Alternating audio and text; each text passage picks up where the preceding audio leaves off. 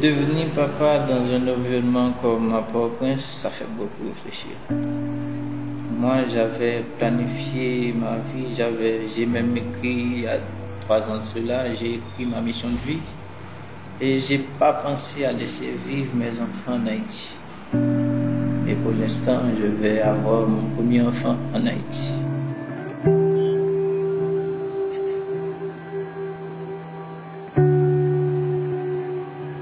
C'est un garçon. J'ai les idées. Il a 2 prénoms.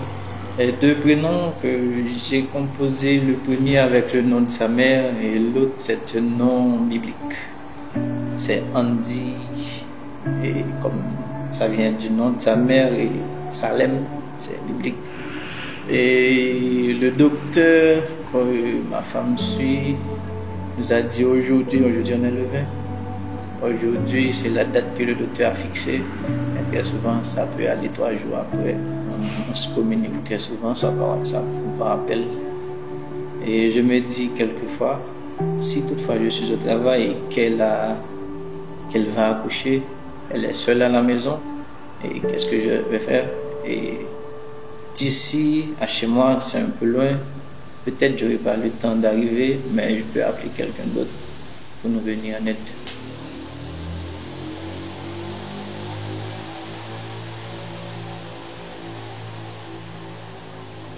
Il y a un impact psychologique.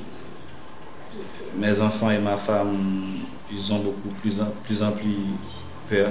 Ils ont peur plus. Pendant les 4 dernières années, j'ai été victime de braquages à 4 reprises. Et au début de l'année 2023, j'ai été victime de braquages à Delma, pas loin de chez moi. Le dernier, c'est le 30 mars 2023. Et je pleurais comme un enfant. J'ai tellement été victime de ces actes. Et les gens, ils étaient beaucoup plus agressifs qu'avant. Ils m'ont menacé de tuer. Et par rapport à tout ce qu'on voit qui se passe dans les quartiers, c'est facile de tuer les gens. Quand les gens te menacent de te tuer, ça me fait peur.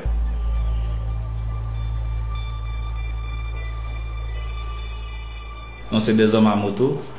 Quand je les apprécie venir en face, j'étais en train de ralentir sur cette course. Je me faisais l'idée que j'allais être attaqué. Effectivement, j'ai été attaqué. Traumatisé, comme tout enfant voit son père en train de braquer par des bandits menacés, je pense qu'il est traumatisé. Les gens vivent tout le temps avec une situation de peur constante.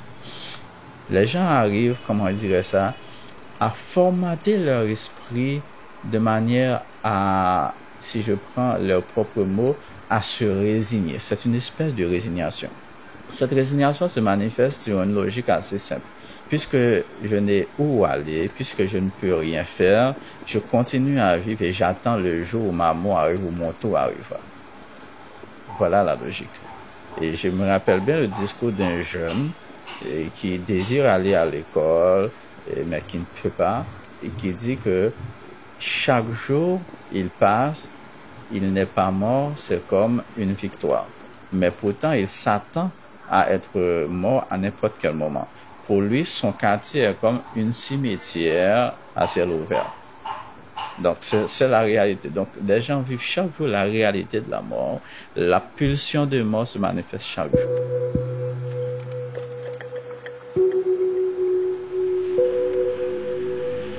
J'ai arrêté l'université temporairement à cause des violences. Je ne pouvais pas gérer ça. Parce que je suis une personne, quand il y a un problème, si on fait quelque chose devant moi, je vais être figée, je ne vais pas pouvoir bouger. Alors je peux être une victime à n'importe quel moment. Et pour éviter ça, je prends un peu de recul et pour recommencer. Et la violence a fait mon quotidien parce que j'avais des projets, j'avais des objectifs avec des tranches d'âge que j'avais visées pour avancer.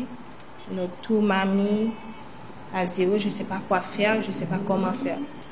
Alors ça m'affecte beaucoup parce que là maintenant je me dis, est-ce que j'ai pas une vie ratée? parce que je suis née ici. Bon, ça m'a mis en colère. Parce que je me dis en mon fond intérieur, je ne sais pas si tous les gens pensent comme moi.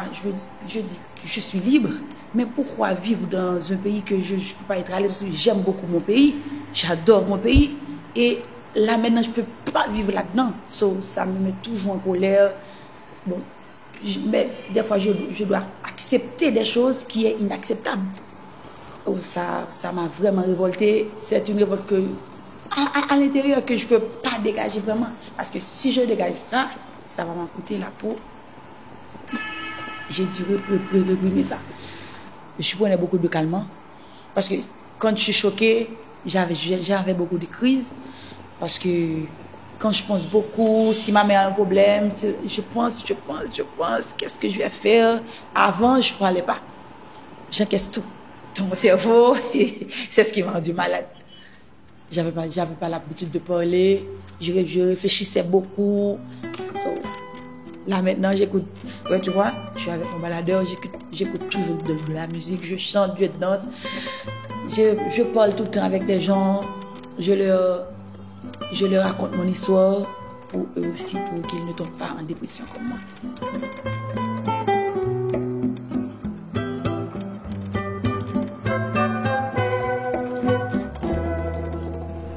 Quand je suis dans la rue, moi, très souvent, je dis à ma femme que je n'ai pas peur.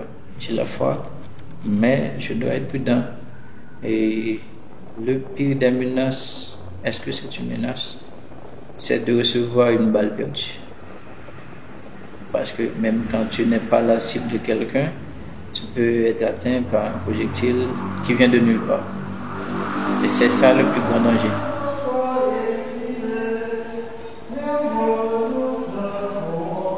Bon, pour te dire, je ne me fais pas trop de soucis pour ne pas être trop stressée. Parce que je me suis dit en premier lieu que je ne peux pas me protéger. Donc, je laisse la charge à la providence divine. Donc, avant de sortir, j'ai pris le soin de prier. Mais, et bien que le pays n'est pas safe, lorsque je regarde autour de moi, je vois que on vit au jour le jour, chaque seconde, chaque minute est comptée.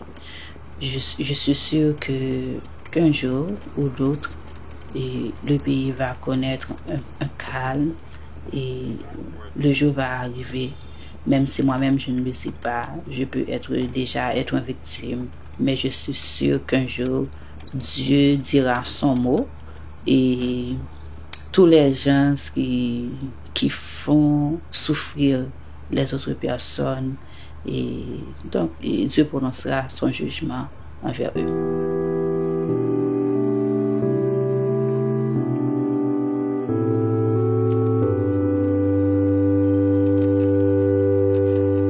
On est en train de vivre en Haïti une génération perdue.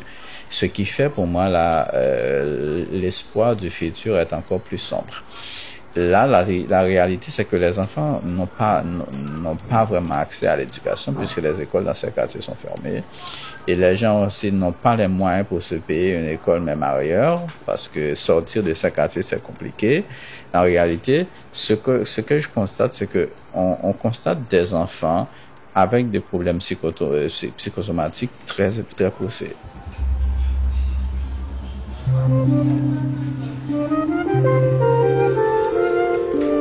Imagine-toi, tu vois un jeune qui a une arme qui coûte des milliers de dollars américains et cette personne-là vit dans un petit abri avec une sandale, un pantalon déchiré, mal vêtu, mais avec une arme qui coûte des milliers de dollars américains. En fait, ces jeunes se battent entre eux.